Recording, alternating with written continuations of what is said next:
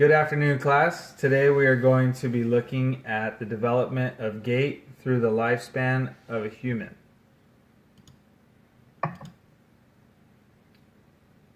You will notice on the first slide the videos we will be using as examples of different ages of individuals from early childhood, adulthood, and older adulthood.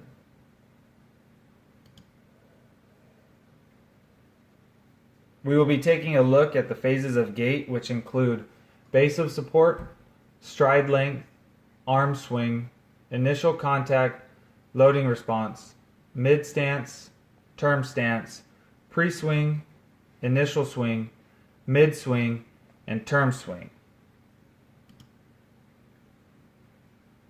In early childhood video, we notice that the child has a wide support base and it takes short steps. These look more like a waddle because the trunk does not twist.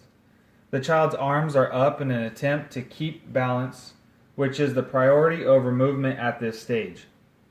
When the foot makes initial contact, the entire foot meets the floor, resulting in flat foot. The center of gravity is over the plant foot, most likely a result of inadequate lower body or leg strength, causing the child to appear off balance. There is no double knee lock. Instead, the child is stiff-legged. In gait, there can be abnormalities and constraints that can cause a slow development as the child should be progressing in their ability to walk. One such abnormality is a form of spina bifida, myeliomeningocele, or MMC, which is a neural tube defect involving an incomplete spinal lesion that is reflected in diminished sensory and motor nerve conduction at levels below the lesion. According to Tullier et al., when infants with MMC were given treadmill therapy, they were able to create some limb movements, but they did not look the same as healthy children. Some constraints that affect early walkers are coordination and lower body strength. According to Haywood and Getchell, the child must be able to move the legs alternately and have enough strength to support himself on a single limb. They also need to be able to balance on one foot. As early walkers develop into childhood walkers, their base of support gets a bit closer. Their stride begins to lengthen, and the arms begin to drop closer to the side as the child has developed more stability and balance. The initial contact has changed from flat foot to a tiptoe. The child has yet to gain full balance in her stance because she is relying on her toes to support her full weight of her body as she walks. This affects her ability to have rhythm in her strides. She has yet to learn double knee lock through the swing and causes her weight to be unevenly distributed. There is no leg or hip extension that would support a lengthened stride during term swing. Some abnormalities and constraints can still cause childhood walkers to be slowed in developing into proficient walkers. Toe walking is not abnormal in and of itself, but if toe walking persists, it can be a result from diplegic cerebral palsy or a more rare problem, lysosomal storage disease. A constraint, much like in early childhood, is leg strength. According to Wu et al., in their study of stride patterns, the issue is no longer strength in supporting weight. However, it is muscle stamina that causes childhood walkers to not yet be proficient walkers. The walkers studied ranged in age 3 to 14, and it was noted that the younger children in the study could not walk long distances.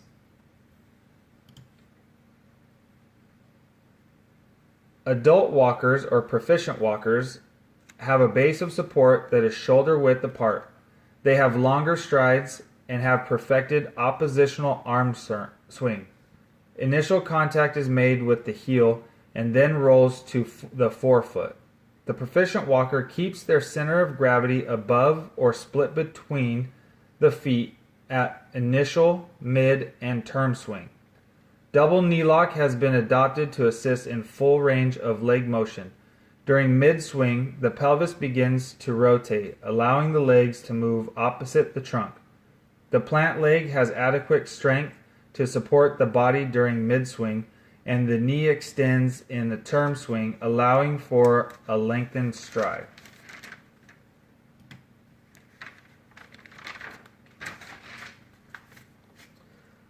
Adult walkers can have abnormalities and constraints as well. Injuries can cause adult walkers to change their walking patterns. As noted by Wickstrom, Hubbard, Turner, and McKeon, ankle injuries that are not properly treated can result in an individual entering a continuum of disability. 30% of ankle sprains develop into chronic ankle instability, and 78% of those develop into post-traumatic ankle osteoarthritis. Lateral ankle sprains can cause alterations in proper ankle joint functions during gait. Constraints can be type 2 diabetes, which can limit adult walkers. Rucker performed a study to see if individuals with diabetes were affected by the condition as it relates to gait. In the study, they found that people with DM took shorter steps and were off path more often than healthy adults. Through time, a proficient walker will become an older walker, where some patterns may revert back to what resembles a childhood walker. The base of support widens as the walker takes short steps, much like the early childhood walker. The goal of the older adult walker is stability rather than movement. There is minimal arm swing, and the initial contact has reverted back to a flat foot approach. There is minimal leg lift during the step through initial, mid, and term stance. The feet remain close together in an attempt to support the body upright. The non-weight-bearing leg lifts slightly off the ground and gives way to a short slide step. During initial swing, the knee bends slightly and the foot keeps contact with the floor. There is little evidence to support the use of double knee lock, as the foot remains engaged with the ground. The term swing results in a base of support where the feet are very close together and directly under the center of gravity.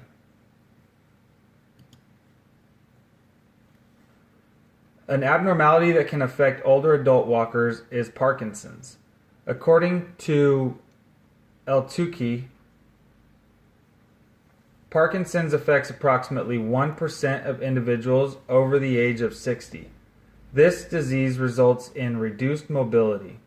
This could also result in an increased incidence of falls, which brings us to the constraints of older adults.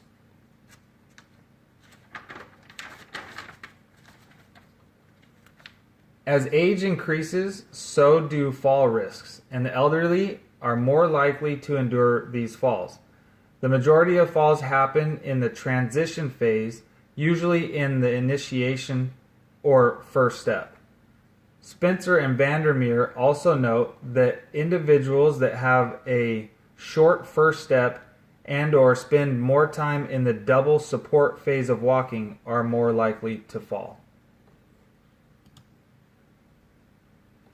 And this concludes our gait development over the lifespan.